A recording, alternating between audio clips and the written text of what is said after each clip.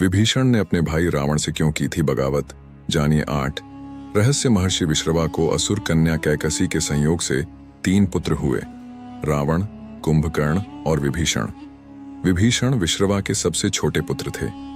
विभीषण बचपन से ही धर्मपरायण और भगवान का भक्त था। विभीषण की पत्नी का नाम सरमा और उसकी बेटी का नाम त्रिजटा था। 1 ब्रह्मा से वरदान। एक बार तीनों भाइयों ने बहुत दिनों तक कठोर तपस्या करके ब्रह्मा जी को प्रसन्न कर लिया। ब्रह्मा ने प्रकट होकर तीनों से वर मांगने के लिए कहा। रावण ने अपने महत्वाकांक्षी स्वभाव के अनुसार ब्रह्मा जी से त्रैलोक्य विजयी होने का वरदान मांगा।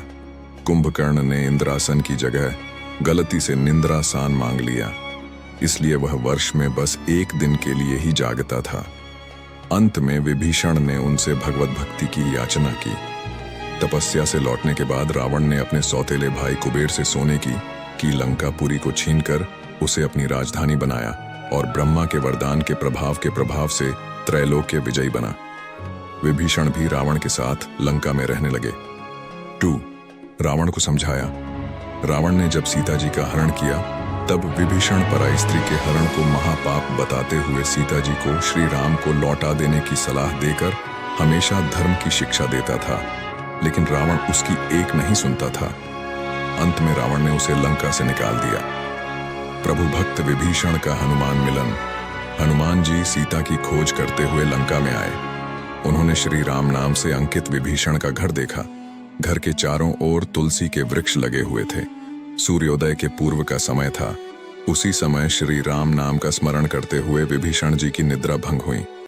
राक्षसों के नगर में श्री राम भक्त को देखकर हनुमान जी को आश्चर्य हुआ। 2 राम भक्तों का परस्पर मिलन हुआ। हनुमान जी ने उनसे पता पूछकर अशोक वाटिका में माता सीता का दर्शन किया। पौंड नहीं जला विभीषण का घर। जब हनुमान जी लंका का दहन कर रहे थे तब उन्होंने अशोक वाटिका को इसलिए नहीं जलाया क्योंकि वहां सीता जी को रखा गया था। दूसरी ओर उन्होंने विभीषण का भवन इसलिए नहीं जलाया क्योंकि विभीषण के भवन के द्वार पर तुलसी का पौधा लगा था। भगवान विष्णु का पावन चिन्ह शंख, चक्र और गदा भी बना हुआ था। सबसे सुखद तो यह कि उनके घर के ऊपर राम नाम अंकित था। यह देखकर हनुमान जी ने उनके भवन और मंदिर को नहीं जलाया। राम के शरणागत हुए विभीषण। रावण के निकाले जाने के बाद विभीषण के पास और कोई चारा नहीं था। वे प्रभु श्री राम की शरण में चले गए। वे चाहते थे कि निर्दोष लंकावासी न मारे जाएं और लंका में न्याय का राज्य स्थापित हो। विभीषण के शरण याचना करने पर सुग्रीव ने श्री राम से उसे शत्रु का भाई व दुष्ट बताकर उनके प्रति आशंका प्रकट की और उसे पकड़कर दंड देने का सुझाव दिया।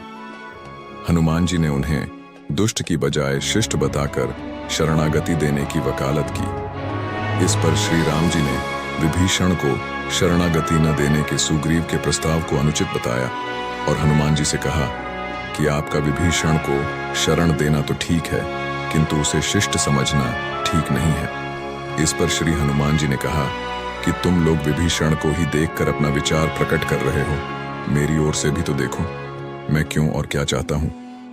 फिर कुछ देर हनुमान जी ने रुककर कहा, जो एक बार विनीत भाव से मेरी शरण की याचना करता है और कहता है मैं तेरा हूं, उसे मैं अभयदान प्रदान कर देता हूं। यह मेरा व्रत है, इसलिए विभीषण को अवश्य शरण दी जानी चाहिए। 6 विभीषण ने दिया इस तरह प्रभु का साथ। विभीषण का एक गुप्तचर था जिसका नाम अनल था।